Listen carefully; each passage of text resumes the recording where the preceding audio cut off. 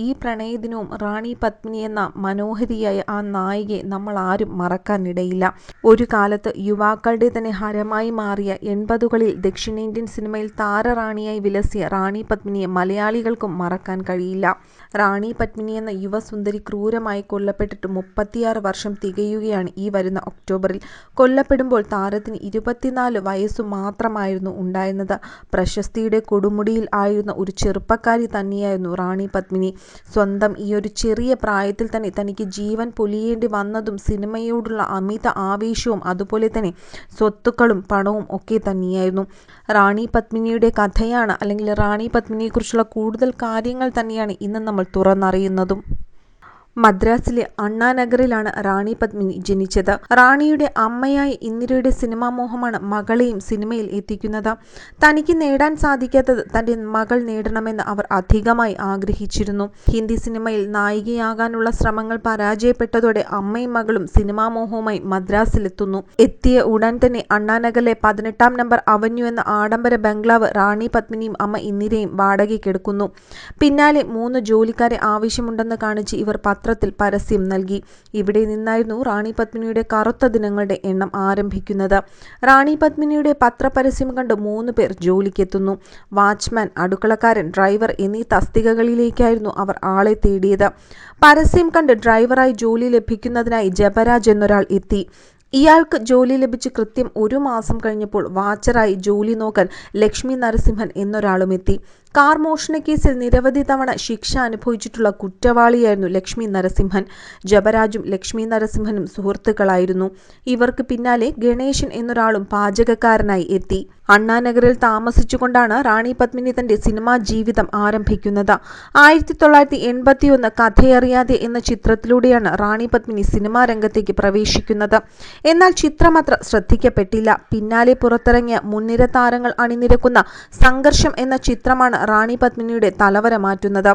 PG വിശ്വംഭരന്റെ സംഘർഷം എന്ന ചിത്രത്തിലൂടെ റാണി പത്മിനി താരപദവിയിലേക്ക് ഉയർന്നു.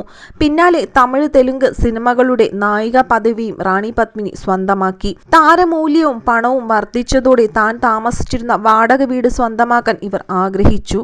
ഇത് സംബന്ധിച്ച് തങ്ങൾക്ക് വീട് തരപ്പെടുത്തി തന്ന പ്രസാദ് എന്നയാളുമായി റാണി പത്മിനി ബന്ധപ്പെട്ടു. വീട് വാങ്ങാനുള്ള പണം കാശായി തന്നെ നൽകാമെന്നും അവർ വാഗ്ദാനം ചെയ്തു. ഇത് മനസ്സിലാക്കിയ ജബരാജ് റാണിയുടെ വീട്ടിൽ കണക്കറ്റ പണവും സ്വർണവും ഉണ്ടായിരിക്കുമെന്ന് തിരിച്ചറിഞ്ഞു. ഇത് സ്വന്തമാക്കുന്നതിനായി അമ്മയെയും മകളെയും കൊല്ലാൻ ഇയാൾ പദ്ധതിയിട്ടു. പദ്ധതി നടപ്പാക്കാൻ വാച്ച്മാനെയും പാചകക്കാരനെയും ഇയാൾ ഒപ്പം കൂട്ടി. 1986 ഒക്ടോബർ 15 രാവിലെയാണ് റാണി പത്മിനിയും അമ്മയും അതിദാരുണമായി കൊല്ലപ്പെടുന്നത്.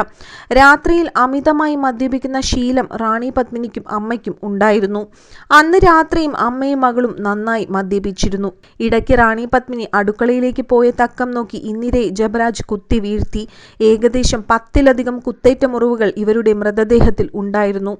അമ്മയുടെ അലർച്ച കേട്ട് ഓടിയെത്തിയ റാണി പത്മിനി കണ്ടത് കഴുത്തിലും വയറിലും കുത്തേറ്റ് ചോരയിൽ കുളിച്ചു കിടക്കുന്ന അമ്മയെയാണ്. അപകടം മനസ്സിലാക്കി രക്ഷപ്പെടാൻ ശ്രമിച്ച റാണി പത്മിനിയെ മൂവരും അതിക്രൂരമായി കുത്തിക്കൊലപ്പെടുത്തി. റാണി പത്മിനിയുടെ മാറിടത്തിൽ 12 തവണ കുത്തേറ്റിരുന്നു. എന്നാൽ കൊലപാതക വിവരം പുറത്തറിഞ്ഞിരുന്നില്ല. നേരത്തെ പറഞ്ഞുറപ്പിച്ചിരുന്ന പ്രകാരം വീട് വാങ്ങുന്ന ഇടപാടിനായി ബ്രോക്കർ പ്രസാദ് റാണി പത്മിനിയുടെ വീട്ടിലെത്തി. എന്നാൽ ബെല്ലടിച്ചിട്ടും ആരും തുറക്കാതിരുന്നതോടെ പ്രസാദ് മടങ്ങിപ്പോകാൻ ആരംഭിച്ചു. അതിനിടയിലാണ് വല്ലാത്തൊരു ദുർഗന്ധം പ്രസാദിന്റെ ശ്രദ്ധയിൽപ്പെട്ടത്. കുളിമുറിയിൽ ജീർണിച്ച നിലയിൽ 2 ശവശരീരം. ഒന്ന് അനക്കിയാൽ പോലും കഷ്ണങ്ങളായി വേർപെട്ടു പോകുന്ന നിലയിലായതിനാൽ കുളിമുറിയിൽ തന്നെയായിരുന്നു പോസ്റ്റ്മോർട്ടം നടത്തിയത്. പോസ്റ്റ്മോർട്ടത്തിന് ശേഷം ആശുപത്രിയിലേക്ക് കൊണ്ടുപോകുന്നതിനായി ആംബുലൻസ് ലഭിക്കാത്തതിനാൽ ഒരു കാറിന്റെ ഡിക്കിയിൽ പൊതിഞ്ഞു കെട്ടിയായിരുന്നു മൃതദേഹങ്ങൾ കൊണ്ടുപോയത്. 2 പേരുടെയും മൃതദേഹങ്ങൾ ഏറ്റുവാങ്ങാൻ ആരും എത്തിയില്ല. ഒടുവിൽ ചലച്ചിത്ര പരിഷത്ത് ഏറ്റുവാങ്ങി മദ്രാസിൽ തന്നെ സംസ്കരിക്കുകയായിരുന്നു. കൊലപാതകത്തെ തുടർന്ന് റാണി പത്മിനിയുടെ 7 ലക്ഷത്തോളം വില വരുന്ന നിസാൻ കാർ കാണാതായിരുന്നു. ഇതാണ് ഡ്രൈവറിലേക്ക് പോലീസിന്റെ ശ്രദ്ധ തിരിക്കാൻ കാരണമായത്. പിന്നാലെ 3 പേരും അറസ്റ്റിലാകുന്നു. ചെങ്കൽപ്പേട്ട് ജില്ലാ ജഡ്ജി മൂവർക്കും വധശിക്ഷയും വിധിച്ചു. എന്നാൽ സുപ്രീം കോടതി ഇത് ജീവപര്യന്തമായി കുറച്ചു. 2017 ഡിസംബർ 14 മദ്രാസ് ഹൈക്കോടതി ഒടുവിലായി ഈയൊരു കേസ് പരിഗണിക്കുന്നത്. എന്നാൽ കൊല നടന്ന് 3 പതിറ്റാണ്ടിന് ശേഷം ലക്ഷ്മി നരസിംഹനെ മോചിപ്പിക്കാൻ മദ്രാസ് ഹൈക്കോടതി നിർദ്ദേശം നൽകി. ലക്ഷ്മി നരസിംഹന്റെ ഭാര്യ സമർപ്പിച്ച ഹേബിയസ് കോർപ്പസ് ഹർജിയിലാണ് നടപടിയുണ്ടായത്. ജയിലിൽ കഴിയവേ തന്നെ ജബരാജ് മരണപ്പെട്ടിരുന്നു. ഗണേശൻ ജയിൽ ചാടി രക്ഷപ്പെട്ടതായി ചില തമിഴ് പത്രങ്ങൾ റിപ്പോർട്ട് ചെയ്തിരുന്നു. എന്ത് തന്നെയായാലും വർഷങ്ങൾക്കിപ്പുറവും റാണി പത്മിനി എന്ന സുന്ദരി നായിക ഇന്നും ആരാധകരുടെ മനസ്സിൽ ഒരു വേദനയായി തന്നെ ജീവിച്ചിരിക്കുകയാണ്.